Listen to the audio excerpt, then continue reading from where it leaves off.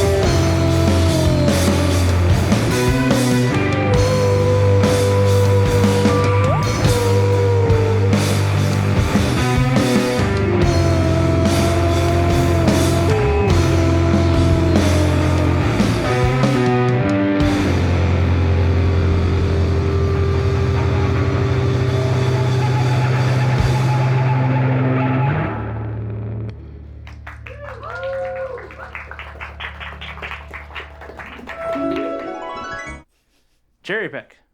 That was sick. Great job. Happy to have you here. Thank you. The band is influenced by alternative rock and shoegaze, and you have a couple of contemporaries within the Vancouver music scene, including Bloom Effect and Laloon. And in fact, we have a member of Laloon in Cherry Pick right now.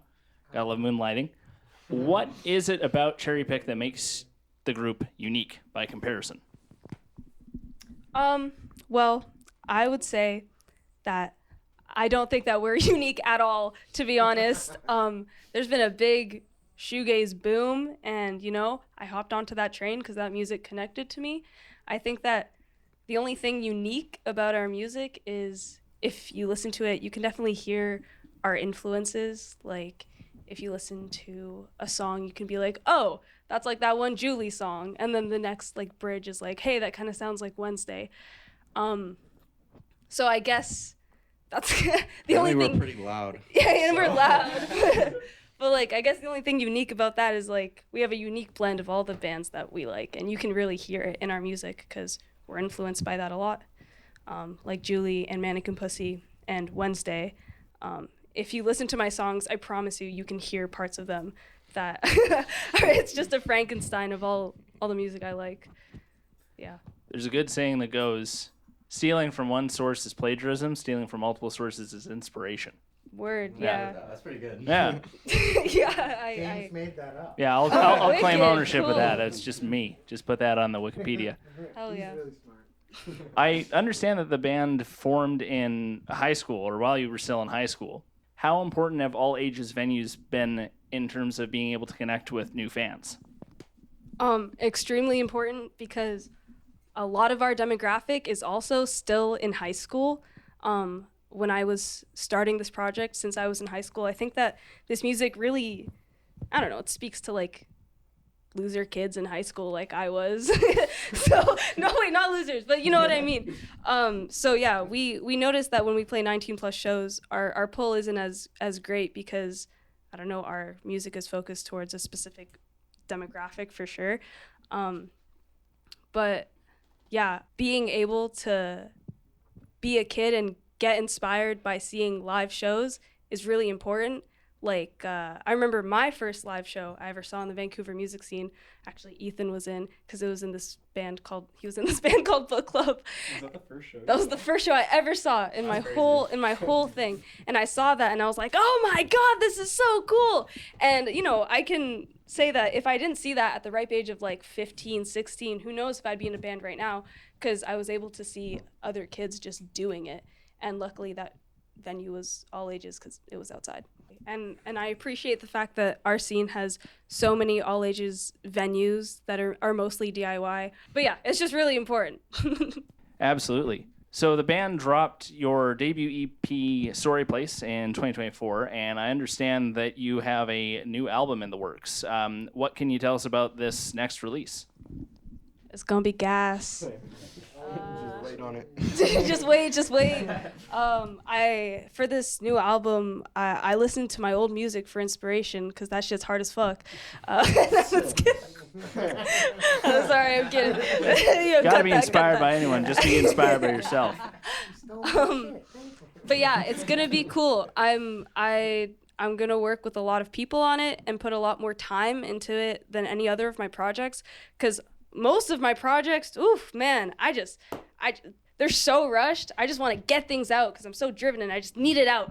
So I've never actually sat down and really perfected something, but this time I will. Yeah. Nice.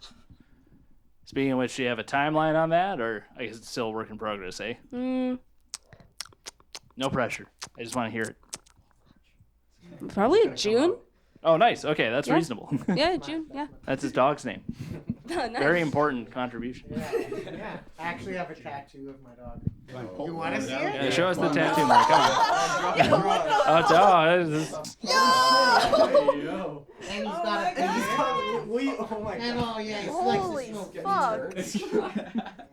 That's hard as fuck. Yeah, that's a girl. That's gonna be the cover art for the album. Yeah. Wow, that's beautiful. Yeah, and then what? Holy shit. As a independent artist in navigating your way through the modern music industry, being able to promote yourself on social media is a necessity. How has the group been able to manage this additional pressure? Well, luckily we have an awesome photographer / friend / venue owner called Mungo. I love Mungo. Everyone loves Mungo. But he's been a great help. Just helping us film videos in like high quality. But yeah, it's definitely a lot of pressure to keep posting consistently because social media is the devil, is what I always say. Put that on a shirt. That actually could sell. Yeah. Especially if you advertise on Instagram. Ooh, the irony. Yeah, exactly. But yeah, it's made more bearable with homies and help, and yeah. Homies always make things better. Also put that on a shirt. We're doing the shoot on a cold January night. What does the band have coming up in 2025? I hear that you may or may not have some touring plans in the works. I haven't told them yet. Guys, I'm taking Surprise! you to Disneyland. But yeah, we're gonna try to tour, and it's definitely difficult, planning it by myself. Just emailing and emailing and emailing, man. No booking agent is crazy. It's a lot of work, but I'm hoping I can pull it off. Also, just getting visas is so tough and so frustrating. I'm still confused as to why Canadians have to pay to play in the States and Americans don't have to pay to play here. That's so yeah. It is. We definitely do. Yeah, it's frustrating. It's such a hub for music, and there's such a big block in the road for me to get over, and it's intimidating as well to go about it not by myself. You know, I have friends, but we're all clueless. Okay, by myself. It's just really tough. It's really tough, and it makes me want to obviously get help from a label to like get signed, but it's not that I haven't had offers, but I like having the independence and freedom to choose when I want to release music and what I want to work on. And with that comes sacrifices, like having to tour and email and find places to sleep, and yeah. But you're working on it. But I'm working hard. I'm working hard. A lot of DMs.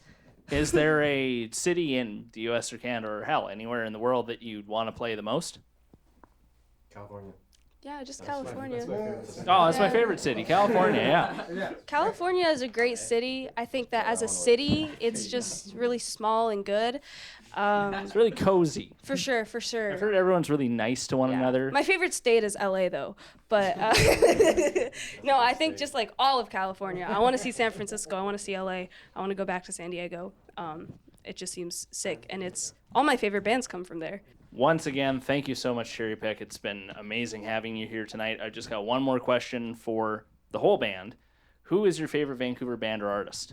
Well, we just played with a band recently called Worry Wart. They're pretty sick. I also got some friends in the scene that I quite like. Shout out our Buddhist Blue. Yeah, some pretty cool bands. There's this band called Smush. They're Oh, so they're good. great.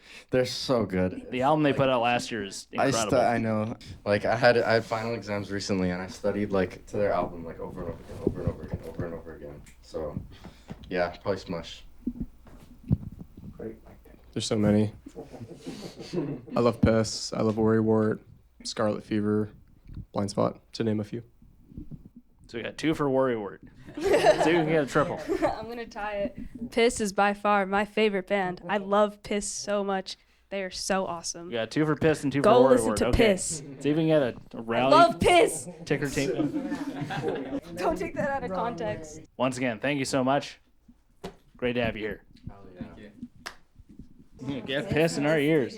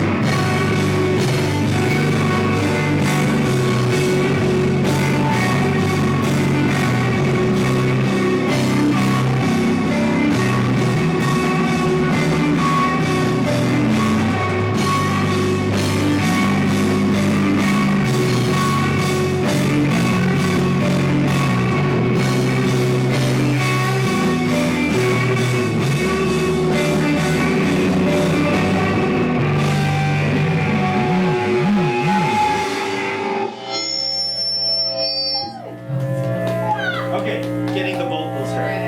Okay. It actually sounds really good in the room, in the recording. Oh, yeah? Well, let's make it sound good. Well, it's gonna sound good. Yeah. Like, I mean, it sounds balanced in the room. Check.